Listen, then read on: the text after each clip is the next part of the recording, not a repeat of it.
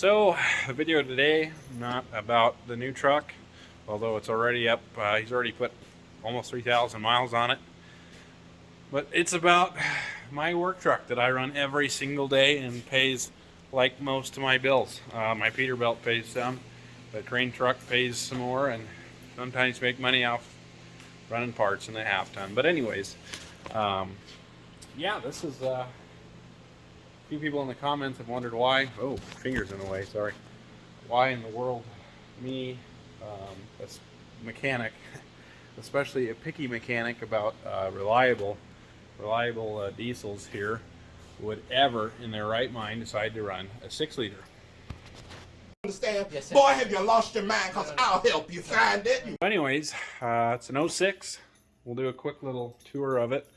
Really base model. She's dirty. She gets worked every day. Wow, it's exceptionally dirty over here. But anyways, you can tell she gets run hard. I got these aluminum wheels off another 06. Run 35 1250. Pretty aggressive all-terrain. You come from Les Schwab. I actually like them quite a bit. Like, they're pretty stout, but I run airbags on this truck to keep it aired up when things get super heavy. I tow a lot with this truck, and obviously being fully loaded with tools, a welder, you know, 200 feet of lead, because I do a lot of heavy welding and stuff.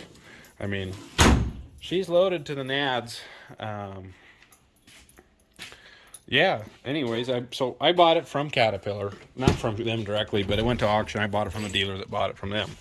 It's got 146,000 on it now. I've put 15,000 miles on this thing, and get out of there. We're not. You can see my sub wiring. When you live in your truck, it's nice to have a good radio. So a lot of people wonder why in the world I would run. Let me find my hood latch. Oh, there it is. A 6-liter. I mean, they're pretty tight under here. I run coolant filters. This is you can see the leak. This is a Mishimoto one. It's leaking right there in that Y joint. Pretty frustrating because Mishimoto is supposed to be a good product. But yeah, let me show you some more on this truck. All right, a little more on why I bought this truck. This is a VMAC air compressor. It's belt driven. It's got like a clutch, like an AC clutch. It's 70 CFM at 90 PSI, which is cool. You save a little room. The tanks are under the back of the body, pretty much right under that toolbox right there. But it moves a ton of air. You can run an impact all the time, like at my big tire gun for semi lug nuts, and it'll keep up, no problem. I guess now, trying to go into why 6 liters. Here's my coolant filter. That's one of the things on the 6-liter that I cannot stress enough. If you really get into it, the coolant, the original coolant that you run in these trucks had a lot to do with most of their problems. So, anyways, the coolant had a lot to do with their problems because it wasn't quite ready for an EGR system yet. It was like one of the first EGR, heavy-duty diesel EGRs to kind of hit the market. Well, at least it was in the beginning where they hadn't kind of refined their coolants yet. And they wanted you to run, I can't remember what it's called. I think I got some over here. Anyways, it was like a Xerox gold coolant. But anyways, it would kind of crystallize, and then they had sand. Sometimes, damn finger, they would find sand in the steel casting sand in the blocks, because International did a primo job of cleaning out the casting block, or the blocks after casting, so that's super unhandy. Plugs the oil cooler up, and then the oil cooler, your oil gets hot, and these have a HUE injection system, and then that kind of hyper wears out your injectors and gives you stiction in cold weather, and so on and so forth, and it's a terrific deal. So you put a coolant filter on, keep your coolant clean, keep your oil temperature down, and I'm not kidding you. I've seen trucks. I've had a handful of them in here run tons of miles, you know, in the 200,000 range on the original set. The farthest I saw, I had a customer that the truck for its entire life had been serviced at the Ford dealer with the BG additive that I like to use, and it was at 335,000 miles, and it finally dumped one injector out. It was number 8. Finally quit them, stuck open. We popped one in it because I didn't want to put a set in, even though that's what I recommend usually, and that thing ran perfect. The other 7 were still, you know, in a 90% contribution rate, and I mean they were gorgeous. So things like that really make a difference on these trucks. They're not ones to neglect on maintenance. But sensor failures, I've seen cam and crank sensor failure, exhaust back pressure sensor failure. I've never seen that everybody says, "Oh my God!" and it seems to be the first thing bad mechanics throw at these motors. High pressure oil pump, never put one in. I've always been able. It's usually an O-ring. You have the O-rings that fail in the high pressure oil system inside. You get an internal oil leak. I've had that a handful of times. I've done nothing to this truck yet. Knock on wood. It'll be tomorrow now that I'll have to do something. But anyways, yeah. So.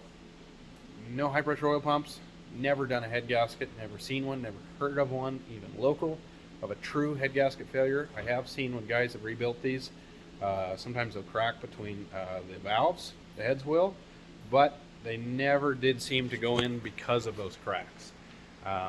So that's one kind of a faulty thing that I've seen. I mean, don't get me wrong, they could use more head bolts, but under stock, hard-working applications, these motors hold together pretty good, and the long block or the short block is phenomenal.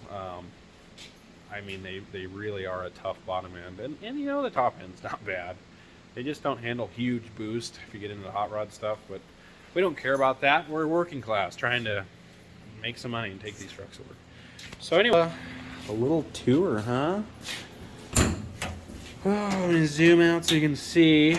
Let's see, socket sets, I like them. That's a Matco O2 sensor set. Didn't think I'd ever use that. It's from the heavens. It works out pretty good. The old Pittsburgh impact set for semi-tires. Allen wrench set, tap and die, earplugs, emery cloth, vacuum thing for bleeding brakes and other things and such. Pins, you know, random loose 33 millimeter socket, I bet. Let's see. Yeah, it's gone, so whatever it fits is what it fits. We got our cat plugs and hydraulic plugs down there. Random pipe wrench, a broken 3/4 impact I need to get rid of because the bottom came out of it and the threads are trashed, and it's 100 years old and I'm tired of dicking with it. Anyways, more impacts and such. Got my tar lube. Ooh, got this for doing clutches and whatnot. Gotta line those tools up. This cabinet, a couple random hoses because this morning Dad blew a coolant line off of his semi at a chicken farm. Had to go put that on real quick. Gloves, you know, random stuff. This actually should go down there, but you know, you get in a hurry, it's cold out, and tools go where they may.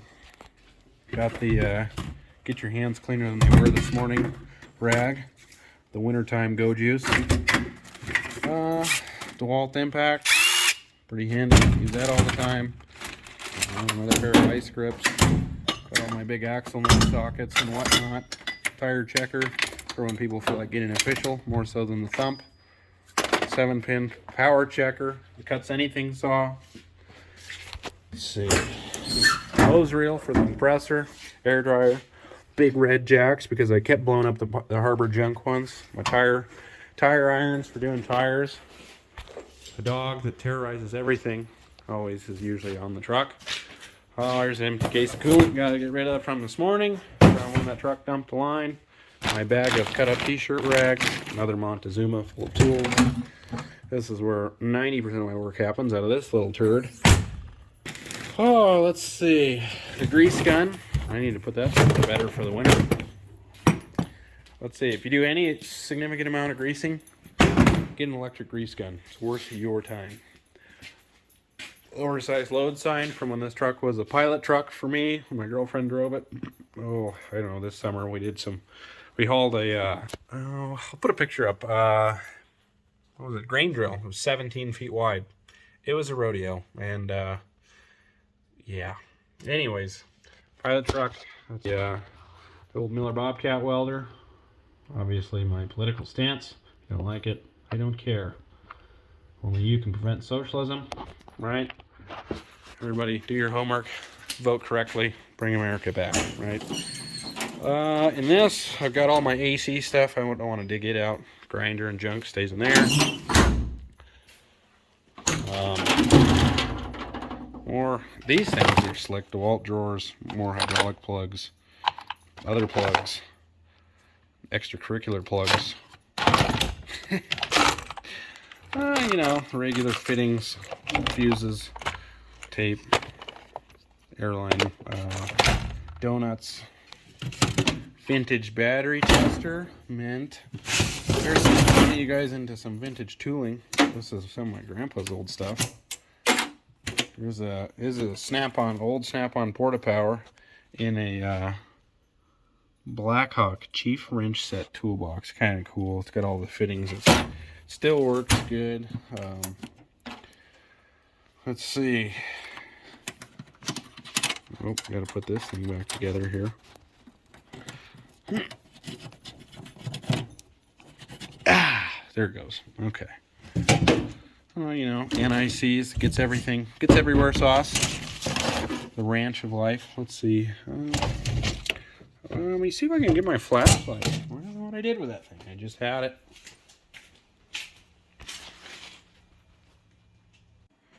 Let's see here. Ah, there we go. Here's an old snap-on 3/4 drive set. Oh, still got my grandpa's initials, Don Jaffe. Kind of cool stuff.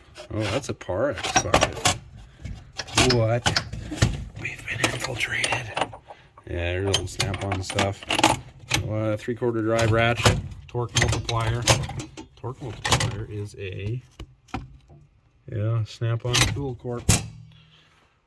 Torch with a handy little bend in the end. I had to make that custom to heat up a bolt inside a transmission bell housing, hose reel, you know, on my leads, 2 hoods, more rods and things and such, batteries hanging on the door. So when the welder's running there charging, let's see, that's kind of the basic goods of the unit. Oh, check this out. Caterpillar flap disc. Anyways, kind of cool stuff if you're into this junk. She's a pig. Got the cat flaps. I didn't do that. I bought it like that. I've been too lazy to fix. You know, that's the little rundown on the old service rig.